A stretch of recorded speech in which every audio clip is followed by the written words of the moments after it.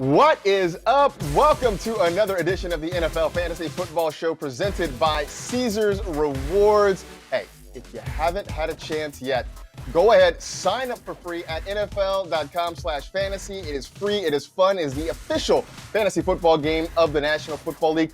Do it soon. We are literally 1 week away from the start of the National Football League season. This time in 7 days, we will be prepping for Chiefs and Texans. It should be great. So if you haven't had a chance, get your league set up and going now. There's still plenty of time to draft. Because of other big piece of housekeeping news, starting next week, this show moves to 3 times a week. Monday, Wednesday, and Friday, we will be here with you. You can download it, as you always do, as a podcast. But more importantly, it'll be a digital streaming show. You can find it online at NFL.com. You can find it streaming in the app as well. Not to mention that if you somehow miss it, it'll be archived on YouTube. Just go to our YouTube channel at /NFL Fantasy Football. Got plenty to talk about today. We will dive through some wide receiver talk. We'll get through some late round RBs. We'll also kind of tell you how to handle the end of your draft, because that can be just as important as the start of your draft as well. Before we get into all of that, though, let's talk to our faithful producer, Senior Edward L. Murphy, Esquire. Murph, I hear you are on your way to Chicago this weekend. Have you lined up a list of places to eat at in the Windy City? Yeah, we're lucky. Our producer here, Hytham, is from there. He's from the city of Chicago, so he's been giving me a lot of good tips, except for one. He said there's a type of like beer or booze from Chicago that tastes like pine sol. So I will avoid that, but I will eat the Italian beef. I will have some deep dish pizza, probably a lot of it. I know Portillo's, Pequod's, check out Wrigleyville. So he's giving me quite a bit of stuff to go do there. I'm excited. Yeah. That's fantastic. I will tell you that old style tastes better at Wrigley than it does just anywhere else. Unfortunately, I know you won't be able to get it at Wrigley this time around, but just a word of advice, it's way better at Wrigley than it is just out in the wild. So just something to remember. I'm going to have it, and I hope it holds up to the hype, because I'm going to come back to Hytham and give them my review of like literally everything I do there. So we'll see, but I am excited for it. No Cubs game, but it's still a great summer city, so it's going to be fun. No doubt about it. Enjoy, and we'll catch up with you when you get back next week. In the meantime, let's get into what we're going to do today. And to help me out, it is the guy who will be my co-host once a week. You will see him normally on the Friday show, but he's here with us on our final Thursday show of the preseason. It is Michael F. Florio. Florio, it's always great to have you back on the show. And you got to be excited. We are a week away. This is the end of the long, dry off season, so this is sort of nice. Yeah, this offseason has felt longer than any because we haven't had preseason games or anything like that. And Marcus, I'm sure you're in a similar position as me. Like, I'm super pumped for next week, but because of the unknown of this season, everyone decided to host their drafts a couple days before the season starts. So I still have a lot of drafts in the next week coming up. Yeah, I got a handful of them coming up this weekend, so I'm trying to sort of juggle family time and draft time. I'm sure there'll be some point when I'm playing with the kid with the phone in one hand and trying to, do both. So I will use that as my excuse if my teams end up being kind of crappy this year. Be like, hey, I was trying to be a good dad all at the same time. So let's start with some news. The big piece of news happened on Wednesday night. Leonard Fournette signs a 1-year deal with the Tampa Bay Buccaneers. It wasn't surprising that he got picked up fairly quickly after he was released by the Jacksonville Jaguars. So now he goes to Tampa, where all offseason long we've sort of been debating who's going to be the guy in that backfield. But the first question is, what do you expect from Leonard Fournette in Tampa, Mike?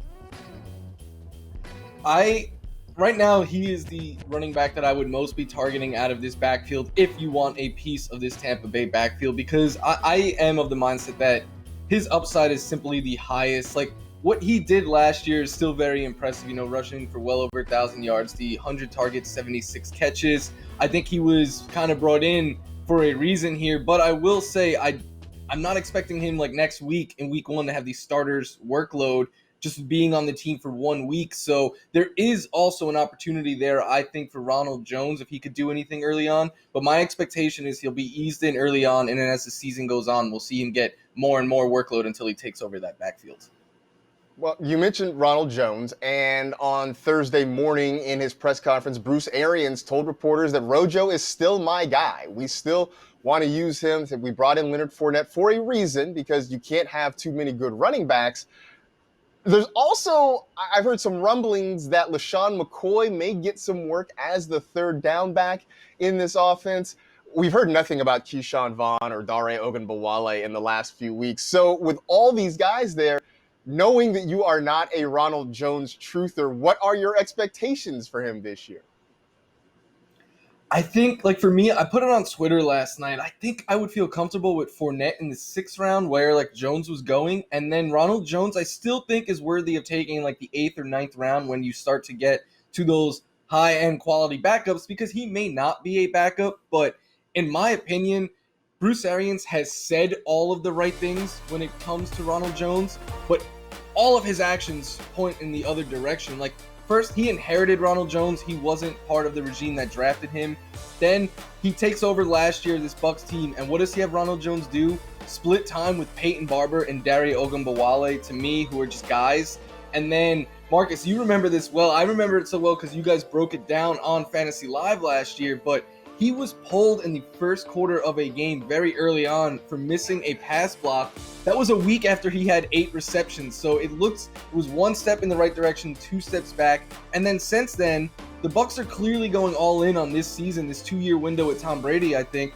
And they still drafted a running back in round 3. They still signed LaShawn McCoy. They still signed Leonard Fournette. So to me, all of those actions paint a picture of a head coach who is not comfortable with Ronald Jones being his lead back.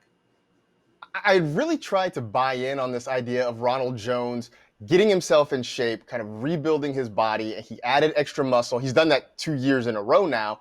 And so I was really starting to buy in on this idea that the Bucs were still going to try to lean on him, give him a bigger role, even with Keyshawn Vaughn there. I had bought in on that. But now, all of a sudden, everything is in question. My concern has become that Leonard Fournette and Ronald Jones sort of cannibalize each other, especially if McCoy ends up in the mix, and that essentially you're going to have a whole bunch of backs that are functionally unusable in fantasy because you just don't know how they're going to be used, how much they're going to be used, and what sort of production you're going to get.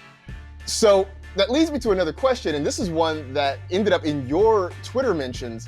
Someone asking, if you drafted both Fournette and Ronald Jones, which is certainly a reasonable thing to have happened in this draft season, what do you do now? I think you have to just sit tight for right now because there's a lot of question marks with this backfield. I would not feel comfortable starting either one of those two in week 1, and hopefully you don't have to. There's no bye weeks. We know who is like going to be active and who isn't week 1. It should be the easiest week of the year to set your lineup.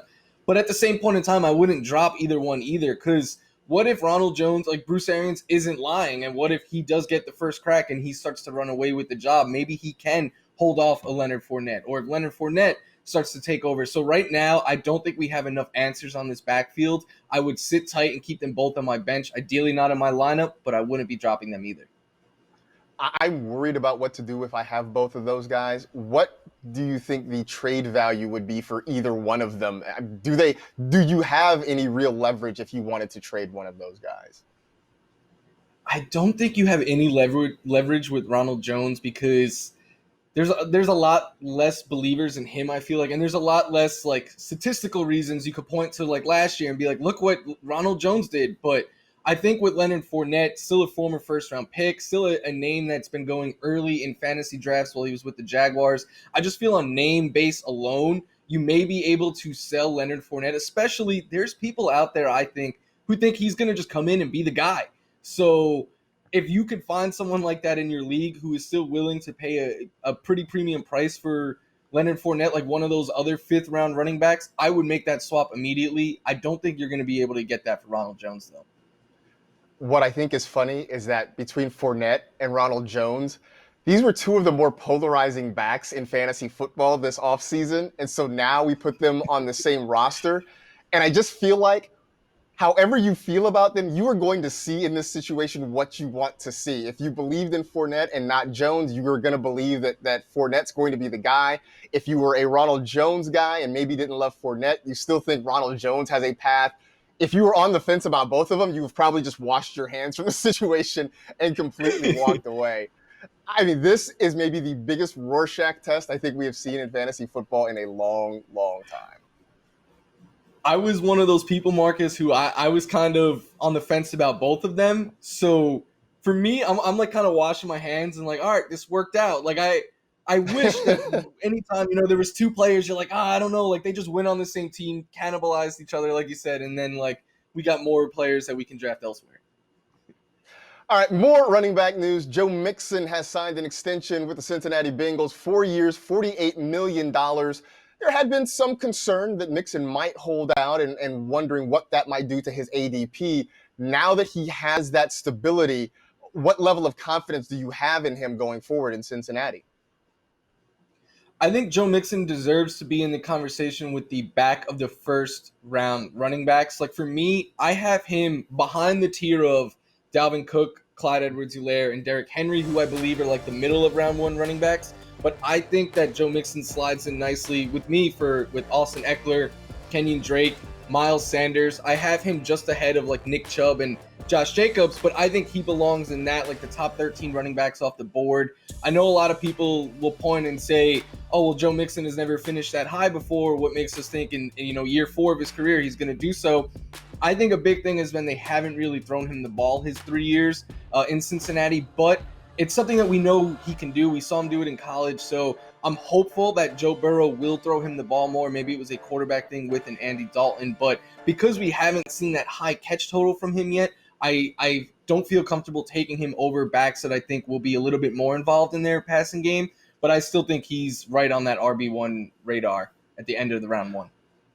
I know there's a danger in sort of parsing out the season and splitting it in half, but that said, I feel like what we saw from Mixon in the second half of last season was probably more indicative, one, of his ability level, but also I think with how the Bengals want to use him. So I really feel like he's a guy that has top 5 upside if everything works well, but I do like the asking price at the end of the first round. I would be willing to take that shot, especially in a 12-team league. If I'm sitting there somewhere near the turn, I would not mind taking that swing at Joe Mixon because I do think the ceiling is potentially high if things work out the way I think they can in this new offense there in Cincinnati. Over to Washington. Ron Rivera says Dwayne Haskins is going to be the guy at quarterback. He's going to be the starter. I feel like that was sort of a given. I mean, I know Alex Smith has been a great story, but it just seems far-fetched to think that after this long layoff, after such a horrific injury, that he'd step back in and immediately be the starting quarterback there in Washington. But now that Haskins has this vote of confidence, how does this affect the way you see this Washington offense as a whole? I do agree with you. I think this move was a given. It just made sense for a rebuilding Washington team. I think Haskins, I agree, he should be one of the last starting quarterbacks off the board because he didn't really show us anything last year. But I think his upside is a lot higher than that. He did play well at his time at Ohio State. And last year, I don't think was just on him. Interim coach Brian Callaway took over and implemented one of the run-heaviest offensive systems in the game. They were in top 10 in run percentage. Last year, he was only asked to throw the ball 30 times once, and he only had one game of 250 yards, did not have any game of more than 2 passing touchdowns, but he did show us flashes at times, and what I really like about him is he peppered his number one target just with a ton of volume. Terry McLaurin last year had 45 targets in the small sample size that Dwayne Haskins was the starter. No other receiver had more than 32. That was Steven Sims at 32. So there's a wide gap right there. I like Dwayne Haskins starting more for Terry McLaurin, and I think Haskins, if you're in a best ball or a super flex league, is a fine QB3 because he comes with some upside. But if you're in a one quarterback league, this guy is not on your radar. I would agree with that, and it's interesting you mentioned the run-heavy offense at the end of the year last year. There were times it just felt like Washington was trying to run out the season. I mean, literally, not just run out the clock and run out the game. They were just going to run out the season and let's just be done with this and let's start over for 2020. I do think Haskins is going to get a longer leash this year. I think this is a team that is, as you mentioned, they're rebuilding. They're starting kind of from scratch. They're starting young again. And I know they've said Adrian Peterson's going to get the early down work. That's fine. I think he runs for, a couple yards here and there. And then they're going to have to throw the football because they're going to be trailing a lot. So Haskins will make his mistakes.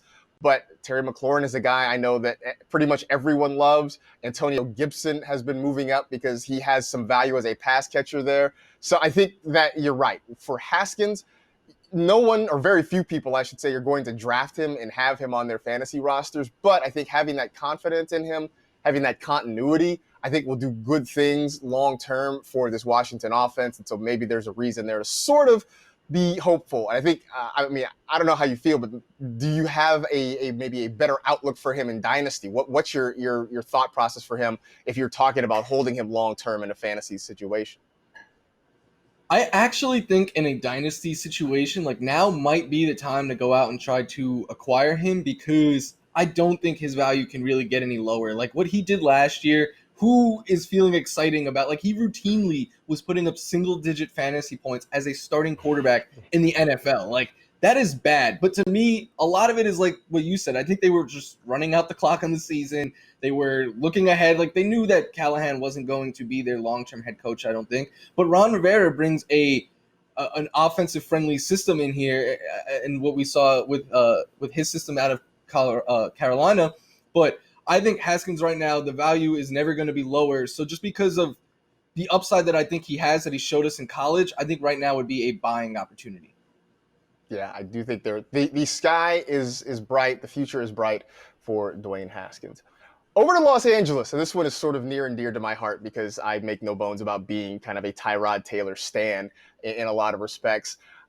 Anthony Lynn has said that Tyrod will be the starter in week 1. Not really a surprise there. Again, you've got a rookie quarterback that hasn't had a lot of work because the offseason's been so weird. So Tyrod being the week 1 starter, not a surprise. There have been some reports from the beat reporters there around the Chargers that Tyrod could hold on to this job for most, if not all, of the season.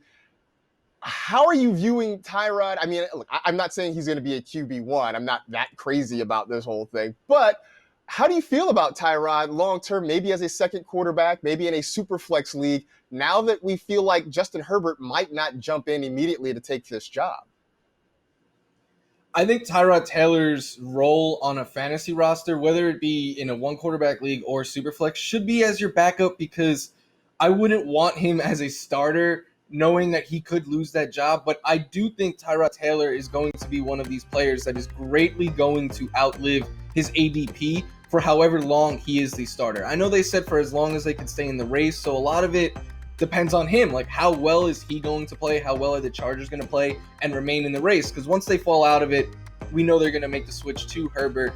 I think, though, because of the valuable points that he picks up with his legs, remember when he was a starter for 3 years with Buffalo, he was always one of those quarterbacks who was like a routine, like low-end QB1, high-end QB2, even though we'd watch him and be like, this guy is not one of the top 12, 15 quarterbacks in football, but in fantasy he is because he can run so much. But so I think his value alone will outlive his ADP, but my concerns with Tyrod Taylor as the starting quarterback is for the rest of the offense, because we've kind of seen what a Tyrod Taylor and Anthony Lynn offense looks like, because Anthony Lynn was Taylor's OC in 2016 in Buffalo, and they ran the ball 51. I'm sorry, they passed the ball 51% of their plays, the second fewest amount in the NFL that year. And in Tyrod's 3 years as a starter, he averaged a passing play 51% of their plays. So to me, this looks like a team that I think is going to be built similar to that Buffalo team, where they're going to try to rely on their defense, try to rely on the run game, and not ask Tyrod to do too much. I think he'll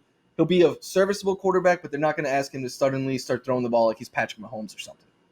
Well, and I know we've talked about the Chargers pass catchers before on this show. With Tyrod kind of getting the nod, have you moved any of those guys? Keenan Allen, I know Mike Williams is hurt, but Hunter Henry, have you moved any of those guys down your board, moved them up, or are they staying kind of about where you thought they would be? So I've moved them. They're much lower this year than they've ever been with Phillip Rivers, but I haven't moved them with the news that Tyrod Taylor's the starting quarterback, because I thought that was kind of the expectation all along. Like, Tyrod's going to start, and however long they're in contention, he will be their starter until they fall out of it, and then we'll bring in the young kid and Justin Herbert.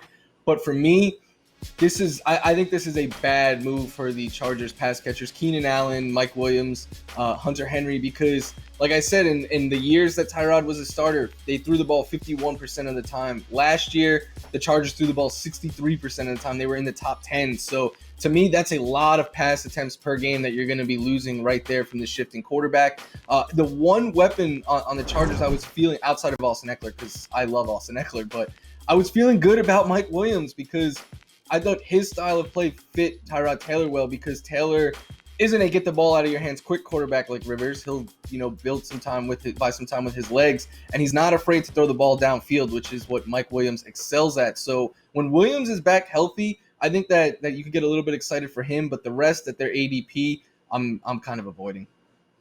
So, full disclosure, we had our NFL Fantasy Live draft on Wednesday night, and in my final few picks, as some depth adds, I did draft Tyrod Taylor, Mike Williams, and Hunter Henry, because I do think that there's some opportunity, especially because I was kind of peeking at some of my bye weeks for my starters, and the Chargers have some pretty favorable matchups that line up with some of those bye weeks. So I feel like, hey, why not take the swing, especially at where the ADP is?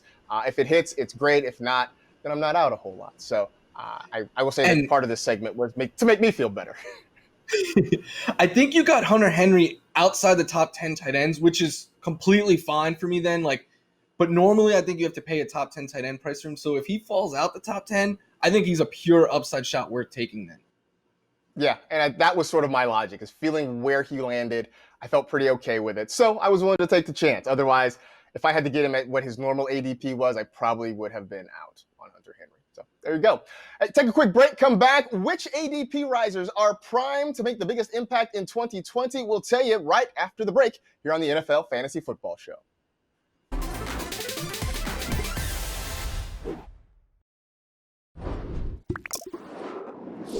It's time for Performance Ready, presented by Castrol Edge. So we were talking about guys who should be ready for the season.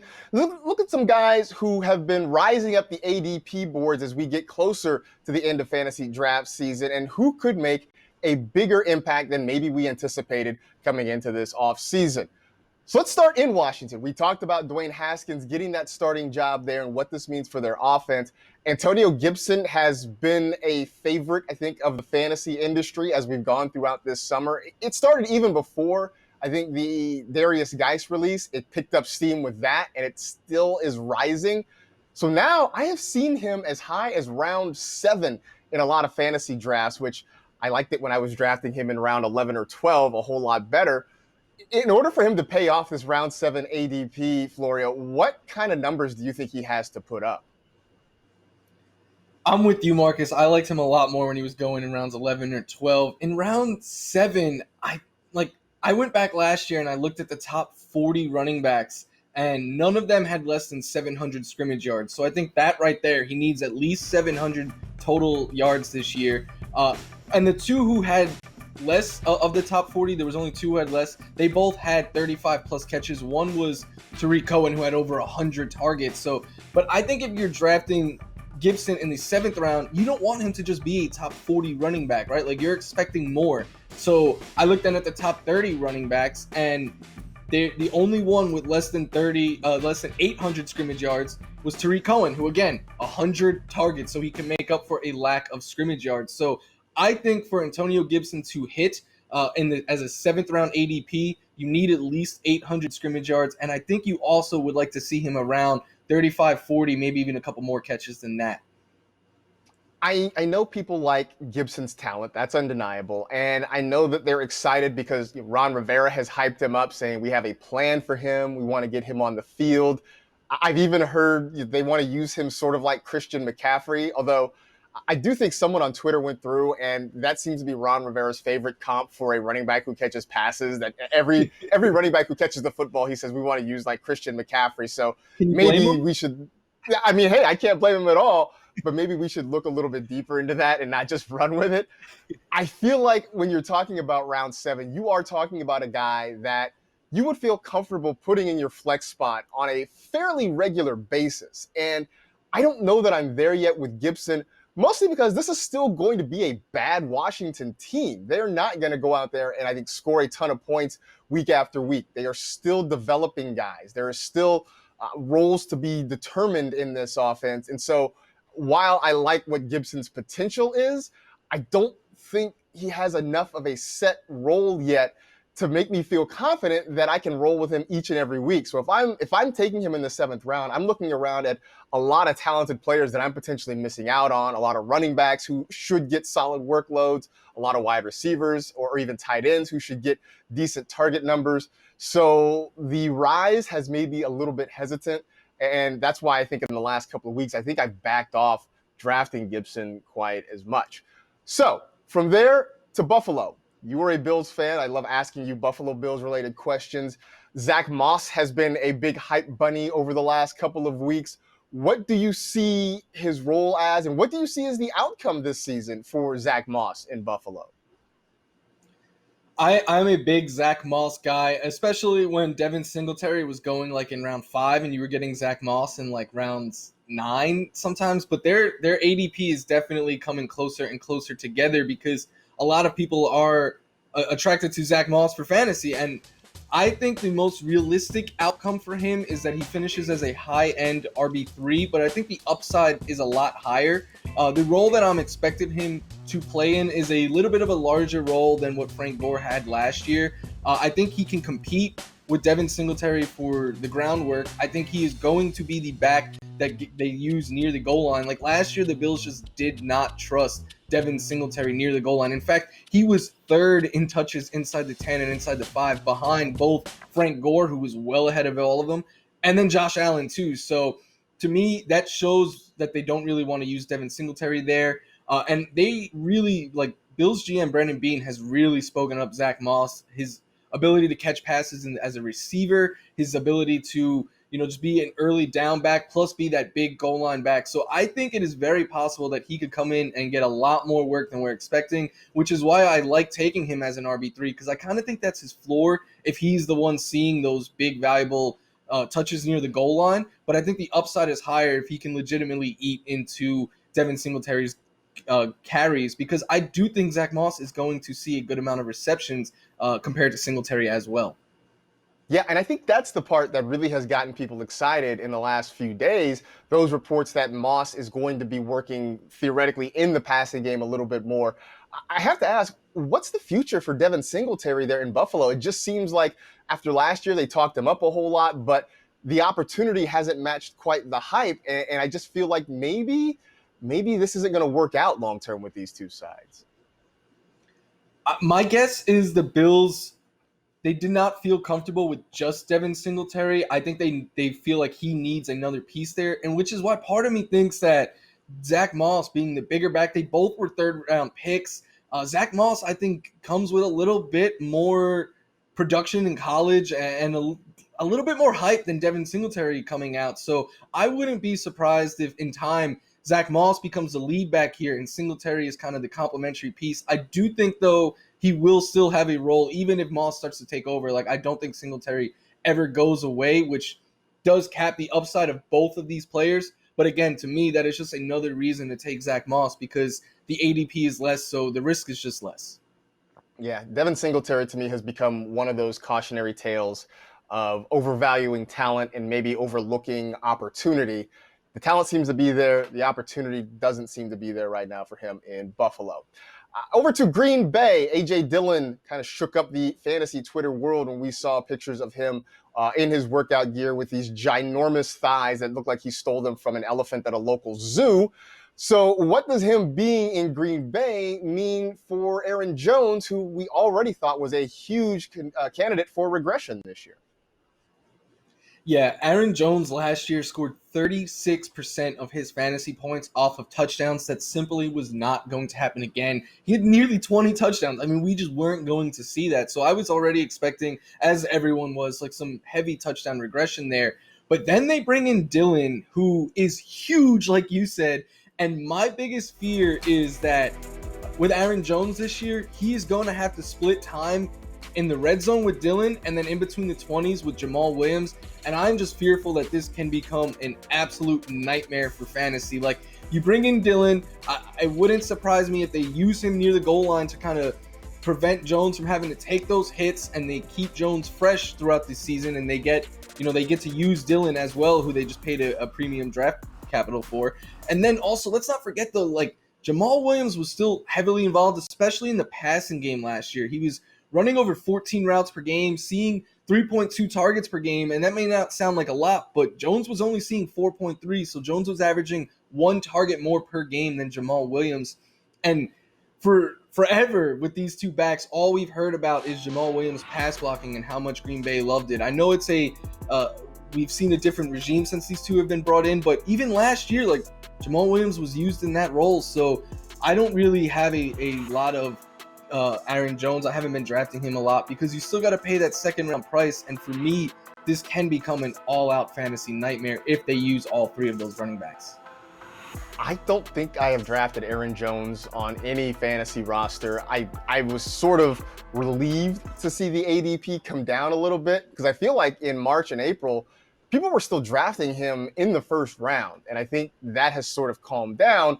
But because of all the things you said, I mean, Jamal Williams still being heavily involved, now A.J. Dillon reportedly getting involved, it has gotten me completely out on Aaron Jones this year. In fact, really, besides Davante Adams, I don't know that there are any Packers that I'm really excited about this year. So I've generally kind of stayed away in a lot of respects.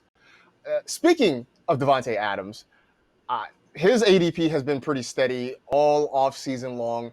And a thing that I noticed, it feels like the wide receivers, for the most part, have remained relatively flat when it comes to their ADPs.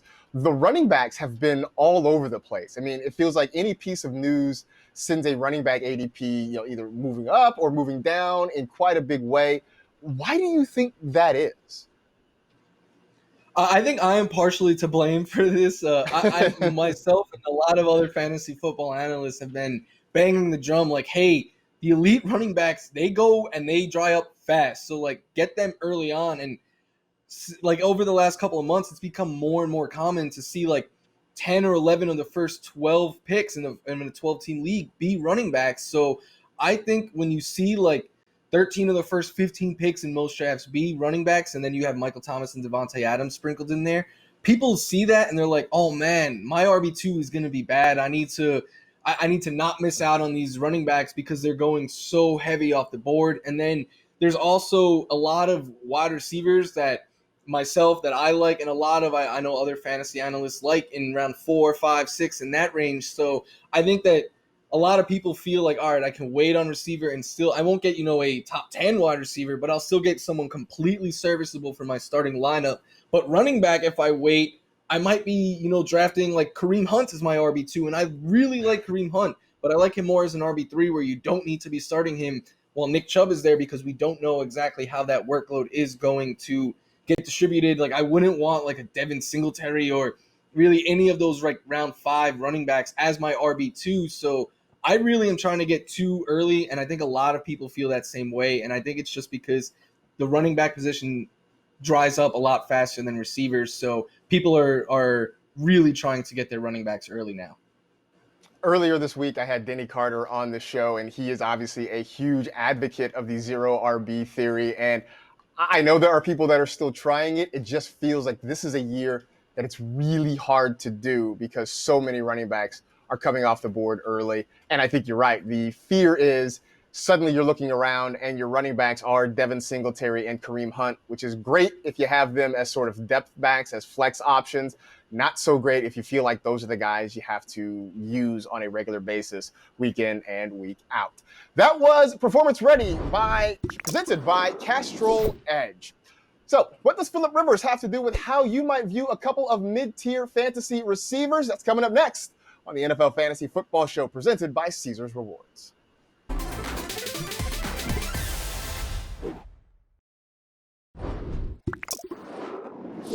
It's time for Secure Starts presented by Visa. For peace of mind online, Visa's got you covered. So, for peace of mind, we're looking at what I'm calling the solid seconds. These are wide receivers that aren't in that top tier, that are maybe going in some of the middle rounds, that you might feel confident with as your wide receiver 2 this year. So, first off, when you get past those first 3 rounds, Florio, and the elite guys are gone, and you're starting to look at maybe that second wide receiver. What sort of things are you looking for before you make a pick? I want volume and I want upside. And this year, that is my favorite tier. Like these second wide receivers, I often will start a draft with 2 or 3 running backs. So I am looking for, guys who I think are going to be safe each week that I can have in my starting lineup that I know aren't just going to be complete boom or bust options. But I also am looking for players that I think can take that next step and potentially go off the board next year as a wide receiver one. And some names that I really like Robert Woods, you can get in the 4th round, and his teammate Cooper Kupp too, but also like A.J. Brown, Terry McLaurin.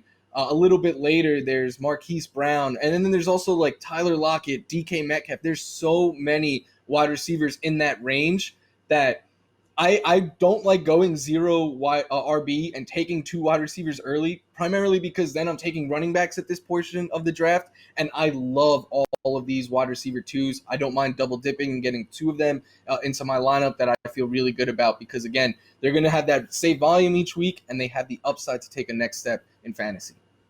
You mentioned that, and I went through and sort of looked at the running back ADPs. And after you get past maybe Chris Carson somewhere late in the 3rd round, there's just a big group of running backs that I just don't feel great about, going from anywhere from round 4 to maybe the end of round 7 or middle of round 8. And it's not until I get to sort of that back part of the running backs that I start to feel better again about the upside guys. In the meantime, all those wide receivers you mentioned are guys that, it is like a shopping spree sort of in the middle of that. You're looking through and everything seems great and every option seems to really have some value to it. You mentioned Cooper Kupp, and this is a guy you talk about volume. We know the volume has been there for him. We know the upside has been there because Jared Goff loves him and looks for him when he tends to get in trouble there. For some reason, he's fallen outside of the top 12 wide receivers. I'm thankful for the draft discount, but why do you think that is? I think a big part of it is like last year, the first 8 weeks of the season, he was looking like a top 5 wide receiver. And then he kind of came back down to earth after that. But to me, the biggest thing, and I have Bobby Trees ahead of Cooper Kupp in my PPR rankings this year. And the biggest thing is because last year when the Rams made their offensive switch from using the 3 wide receiver sets to using more of a 2 tight end set that we really saw Tyler Higbee take off in, Cooper Kupp really struggled, especially for volume. Like his routes, he was running less routes per game than Tyler Higbee. He was only seeing 6 targets per game where Woods and Higbee were over 11. His receptions were below those guys. His receiving yards was less than 60 per game in those final 5 weeks. What really kept him fantasy relevant was that he scored 5 touchdowns in those 5 games. And that is what I think you can rely on Cooper Kupp for. And that is why he is still a wide receiver 2 for me in my top 20, because when the Rams get near in the red zone and near the end zone, that's who Jared Goff is going to throw the ball to. Cooper Kupp and him just have that connection there.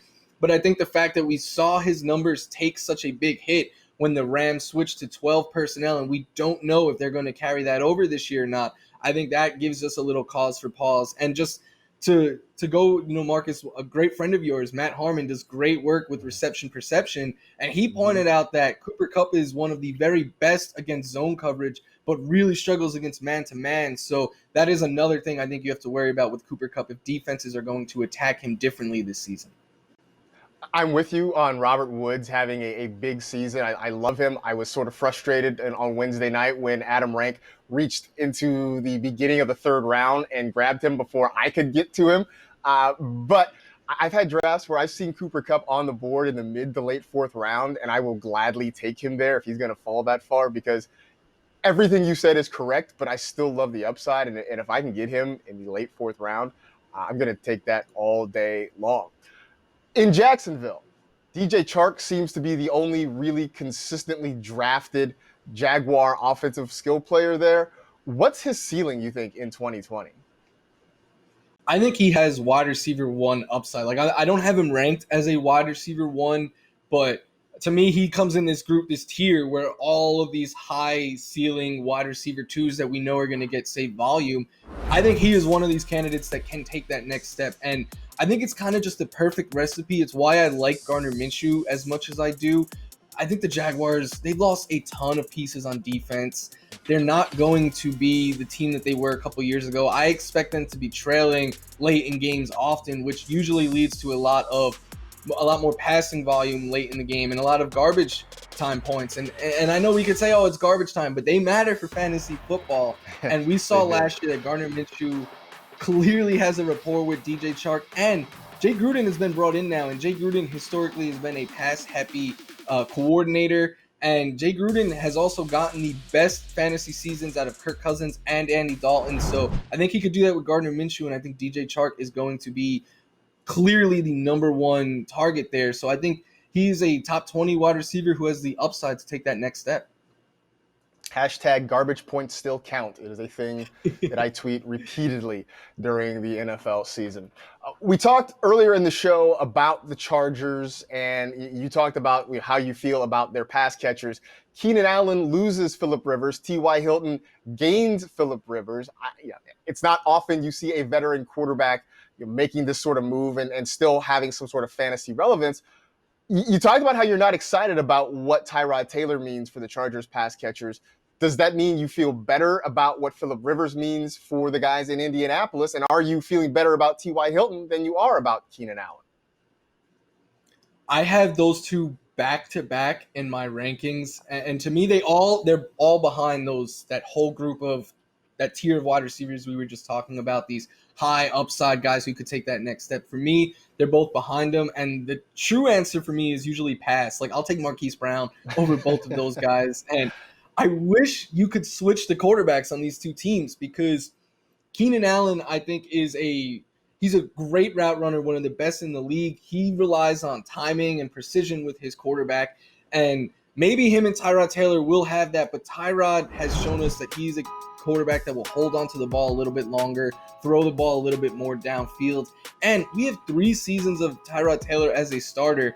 His best wide receiver in any of those seasons was 2015 Sammy Watkins, who finished with 60 catches, just under 1,050 yards, and 9 touchdowns. And Keenan Allen routinely goes for well over 1,100 and over 100 receptions. So I think that naturally in this slower-paced offense and less pass-happy offense, that his numbers are going to take a hit. And then when it comes with T.Y. Hilton, we love T.Y. because he's such a field stretcher. He's so dynamic. But last year, Phillip Rivers really struggled on the deep ball. In the 4 years that we have of next-gen stats, it was by far his worst completion percentage, fewest amount of touchdowns thrown, most interceptions thrown on passes of 20 or more air yards. So maybe that was just because their O-line was really bad, and maybe he could rejuvenate himself with a much better O-line in Indianapolis, but he's struggling. An older quarterback on a new offense with this type of preseason, who struggled on the deep ball last year, threw more interceptions than ever, really wasn't a good season for him. I don't want to tie like my wide receiver 2 to that guy. I have told myself a story where I can sort of believe in Keenan Allen. I mean, this goes back to me being an unabashed Tyrod stan. I have not been able to pin down what I feel about T.Y. Hilton this year. And maybe some of it is because of last year. There was so much uncertainty. Jacoby Brissett was a seat filler. He was kind of a bridge quarterback to get them to the next spot for 2020 and beyond. But because of that, I just have not been very confident really in any Colts pass catchers. If anything, I've gotten big on Jonathan Taylor.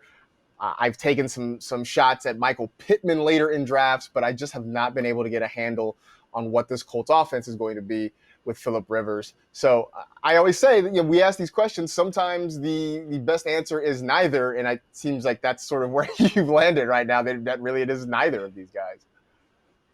Yeah, I don't know if I have either one of them on any of my teams so far. And I'm with you, Marcus. Jonathan Taylor is who I want here, and I was a little sad you sniped me in the fantasy live draft. I feel like I got you a couple times. I got you on Taylor, and I think I got you on Tyler Higbee as well. Both of those, I was sitting there like, with Taylor, I almost took him in round 3, and then when he made it all the way back, and I was, even before you were up, I was like, Marcus is the one that I'm most worried about taking him. And then when it came to Higbee, I was like, please don't do it. But I knew you didn't have a tight end. I was like, Marcus is going to pull. Because Higbee just fell. I thought he was a good value. I was like, Marcus is going to take him here. That one hurt a little bit. You know what? And normally I tended to stay away from Higbee, but because he fell and because I needed a tight end, I had Mike Gesicki, I had Blake Jarwin in the queue, but Tyler Higbee was sitting right there. I couldn't not do it. And when I saw you get upset in the chat, I knew I had done a good thing. So that made me feel better. That was Secure Starts presented by Visa. So who will fill the Fournette gap in Jacksonville? And, well, should you care? We answer that and more as the NFL Fantasy Football Show rolls on.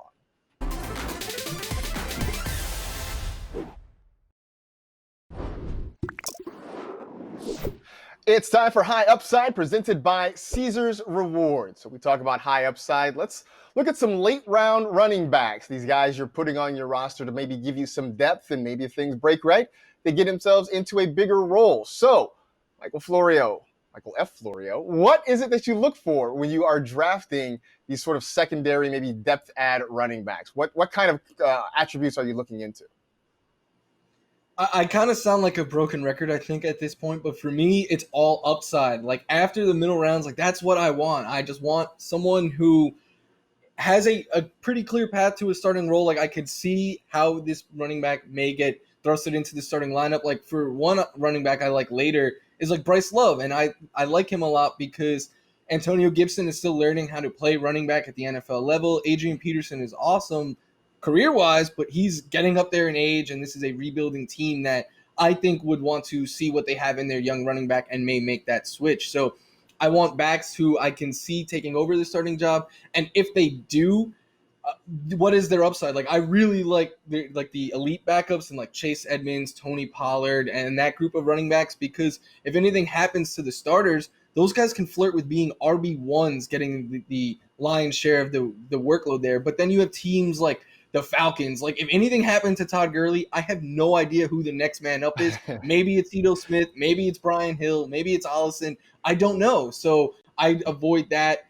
Like, Darrell Henderson, though, on the Rams is someone that I have a good amount of shares of because I am a Cam Akers supporter, but his ADP is in the double digits, and he has a chance of being the lead back to open up the season for the Rams. Like, yes, to me, that is an upside shot worth taking, and if those backs don't hit, then I'll just keep taking upside shots on the waiver wire and hoping something hits rather than stashing someone like Adrian Peterson who can give me a safe 9 or 10 points each week.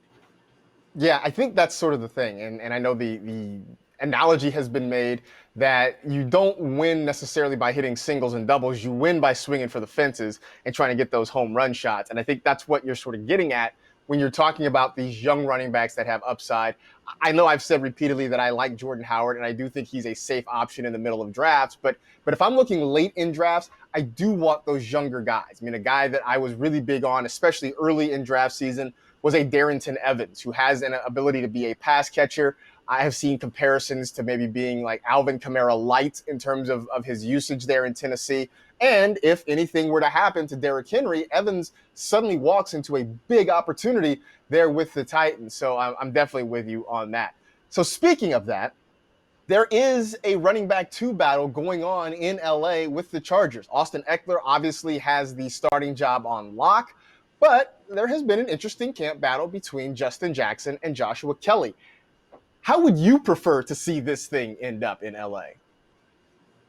I would prefer to see Joshua Kelly win the job. I think Justin Jackson is best suited as that third running back in case anything ever happens to Austin Eckler. He could come in and be your pass-catching back. Josh Kelly is huge. I don't know if you want him out there as your pass-catching specialist. He's 5'11", 212, so that's a big boy. I think you can – my expectation for this backfield is I think it's going to operate a lot like the Saints. And I think Austin Eckler is going to play that Kamara role where he will dominate the passing work. I don't think people realize how much Melvin Gordon played a factor in the passing game last year, averaging nearly 5 targets per game and 15 routes per game. So I think Austin Eckler is going to just dominate passing down duties this year. And then I think they will split the groundwork. Like I do think Austin Eckler is going to see more groundwork than he did last year. But I think Joshua Kelly could give you 150 carries this year as this team likes to – well, I'm expecting them to like to run the ball a lot.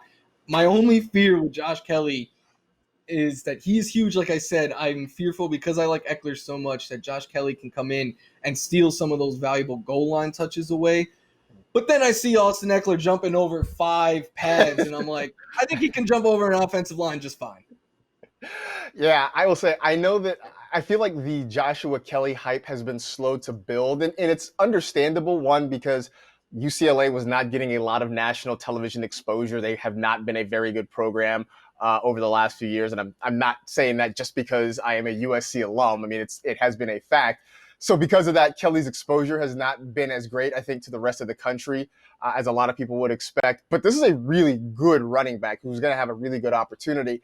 I will say that if there's anything that gives me confidence about this situation, it's that I feel like Anthony Lynn has a pretty hard line of demarcation, right? I mean, he has pretty defined roles within his backfield. So whoever it is that gets that RB2 job, I don't think we'll have to worry about sort of a muddled situation behind Eckler. There's going to be, I think, a clear number two. So whoever it is that gets that job, I think you can draft that player with a fair level of confidence that he is going to get a decent workload there in LA. A situation that may not be so clear is in New England, where I won't say Bellatrix are back because I don't think that's accurate, but we've got a battle brewing between Sony Michel and Damian Harris. Now, I know Harris is dealing with a hand injury, so he may miss the season opener, but I don't think this battle is going to just completely go away. What do you see as being the outcome of Michel versus Harris there with the Patriots? This is a murky situation because there's these two, and then there's still Lamar Miller, Rex Burkhead, and James White. So my approach when attacking this backfield, though, has been to take the unknown in Damian Harris, right? Like, I do think that he has higher upside than Sony Michel. He has been the running back that I've been targeting here, but his ADP is starting to climb. See him go in like 12th, 11th round in some drafts, while Sony Michel is falling. The reason I'm so low on Sony Michel is he is not who he was in Georgia. At least we haven't seen that same back in the NFL. We know he has some knee issues. That's why that was the concern with him coming out of college, and it's translated into the NFL level. He hasn't had the same burst. They've never really used him as a pass catcher, so that limits his ceiling right there. And what he was so useful for in years past was those short yards touchdowns.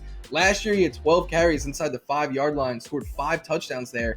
Well, now they have Cam Newton, who for years with the Panthers was just vulturing touchdowns when they would get near the goal line. So I have legit concerns that if Cam Newton even takes away 2-3 of those touchdowns, what is Sony Michel's season going to look like? Because last year he had 1 touchdown from further out than 5 yards, and he's 3 in his career. So to me, the upside on him is severely capped. But I will say, I was in a draft the other night, and he fell to the 15th round of a 12-team draft, and I drafted him because at some point, everyone does have a price. Yeah, I think that's the point. I mean, at the right spot, everybody is going to be worthwhile. And conversely, I mean, I've seen Damian Harris kind of bump up into the 9th round in some situations. And I feel like that's a situation similar to what we talked about with Antonio Gibson, where if I'm drafting Damian Harris in the 9th round, I want to feel more confident about what his role and what his usage is going to be there. And as you mentioned, it is completely murky. I think we'll all sort of stake our claim somewhere, and in the end, we'll have Rex in the flex when Burkhead is scoring touchdowns out of nowhere. As you mentioned, Cam Newton is there who's going to take some opportunities. So I like Damian Harris. I would prefer to get him in the double-digit rounds, not in the 9th, because there's just no real clarity on how this backfield is going to work in New England. Now, in Jacksonville, we talked about Leonard Fournette, his departure there, and what he could potentially be in Tampa Bay. But there is still the matter of the Jaguars' backfield. There are a handful of names there that are sort of battling for opportunities. What do you think happens with the Jaguars running backs this year? And are there any that you are interested in drafting? This is where, like, if someone asked me on Twitter, I'd put, like, the shrug emoji, because we don't really know anything about this backfield or these 3 backs, right? Like, we can make our best guesses, but we have nothing to work off of what a backfield with Raquel Armstead, Divine Asgipo, and James Robinson looks like. But all 3 of them, similar size-wise, like they're all between 5'9" and 5'11", and all between 219 and 222 pounds, at least as their listed size. So I then looked at who is the most athletic of the bunch, and by far, Raquel Armstead ran the fastest 40 at 4.45, where the other 2 were both over 4.6. So, and Armstead was at least used last year, was the backup for Leonard Fournette. So he is still the one that I would stake my claim in, but he is going, and I've seen him going like round 11 in drafts this week since they've cut Fournette. But Divine Osgipo, I've seen him go. I got him the other day in round 16. So I think right there, if he's going after round 15 to like 16 in that range, it's okay to take your shot there. But the correct answer might be Chris Thompson, who I think is going to be the pass catching specialist there.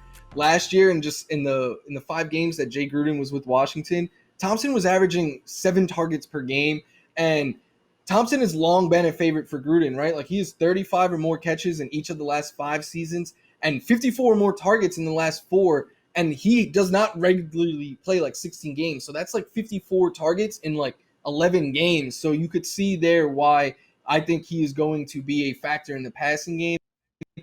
Make this a murky situation. Like, if he's on the third down 2-minute drills and then you have these other guys splitting the early down reps, it could just become a situation to completely avoid. Yeah, I mean, I think Thompson's upside is that the Jags will probably be playing from behind a lot, so there are going to be opportunities for him to catch the football there. Health has always been an issue for him throughout his career, so that's something to keep an eye on.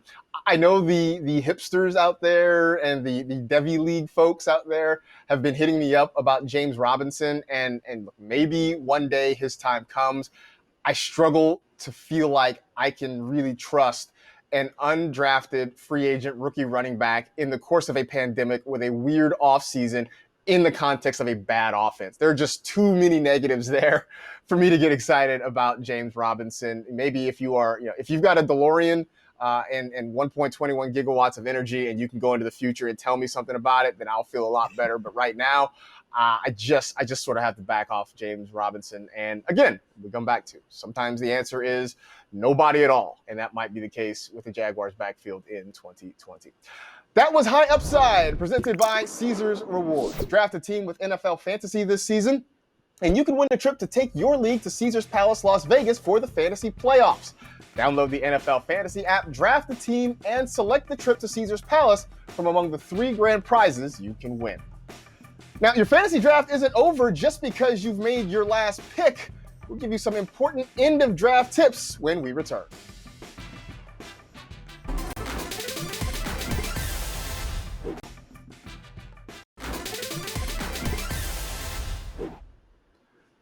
So you've gone through your whole draft, you make your final pick. It's usually a kicker or a defense. And I know the tendency a lot of times is to shut down the computer, put down the phone, and then go get yourself a sandwich. But that end of draft can be very important. So we'll give you some tips on how to handle that, maybe to finish strong like you start strong in a lot of your drafts. So Florio, when you get to those final skill position picks, when I say end of draft picks, I'm talking about those last skill position picks, because generally the thing is your last 2 picks are kicker and defense. So when you're looking at that last skill position player, I know this may sound repetitive, but what are you looking for? No surprise, I'm looking for upside, right? Because at that late in the draft, you're probably going to end up cutting that player unless they hit and become someone that is valuable to your starting fantasy lineup. So I'm going to take players who has really high ceilings. Like, I'll take a shot on someone like John Ross late in drafts. In our NFL fantasy live draft last night, Marcus, I looked at my team and my starting tight end was Mike Gesicki. I thought I was a little bit weak there. I wanted a nice backup option, so I used my last skill position pick on Chris Herndon, who I think has a lot of upside at the tight end position. So that's really how I address it. I'll look at my roster, think if I'm weak at running back or receiver, like I'll target a position that I think I need a little bit more depth at, and I will take the player that I think has the best shot, the most realistic chance of hitting on their upside at that price. So I was going through ADP lists and looking at guys that are sort of at the bottom that maybe are going undrafted in a lot of leagues. And there were 2 names that caught my eye that I'm surprised haven't moved up, simply because I feel like a lot of fantasy analysts are talking about them, but I don't think the drafting world has caught on. Bryan Edwards and Paris Campbell. Both are guys that are certainly getting a lot of hype in fantasy circles. Why do you think they haven't caught on as late picks in a lot of different drafts?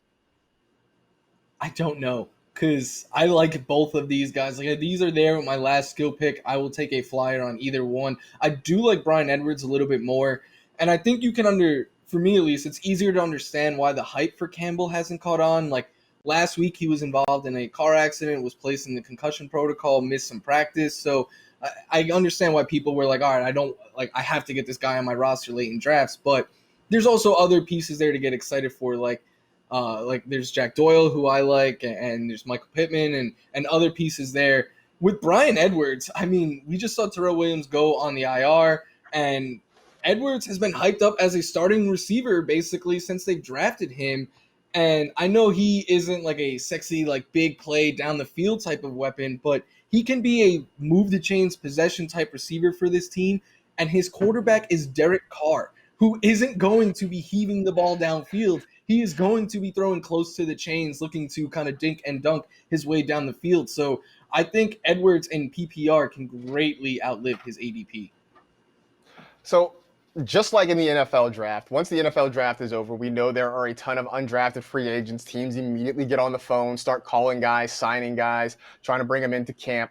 Similarly in fantasy, once your draft is over, the waiver wire is open. You can go and you can pick guys up. You can make moves right away. For you, how active are you on the waiver wire after your fantasy draft? Maybe this is just because I'm in a whole lot of leagues, but I'm not super active after the draft and before week 1, unless, I drafted a couple weeks ago or months ago, because things change in the NFL very quickly. Like you could have drafted last week, and now all of a sudden all of these Jaguars running backs are on your waiver wire. So I think there is an opportunity where you should definitely check your waiver wire and try to grab one of those players. But I have a lot of drafts this weekend, like I said earlier, and if I draft on Sunday night, I don't think I'm going to be like going through the waiver wire trying to see, unless, an injury happens or news happens that changes the value of a player. The only exception is if you're in a league where you don't have to draft a kicker in a defense and you took a flyer on some upside guys, well, then you need to be active on the waiver wire trying to get your defense and your kicker.